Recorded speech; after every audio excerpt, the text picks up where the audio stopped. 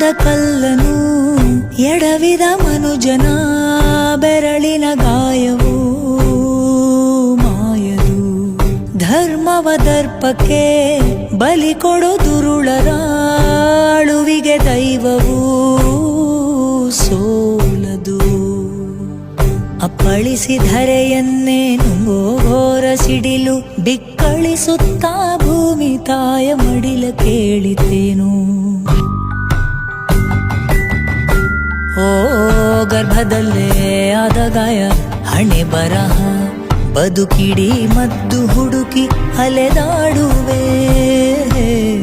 ಯಾರ ಜೊತೆ ಅರಿಯದೆ ನಿನ್ನ ಕಲಹ ನಿನ್ನನ್ನೇ ನೀನು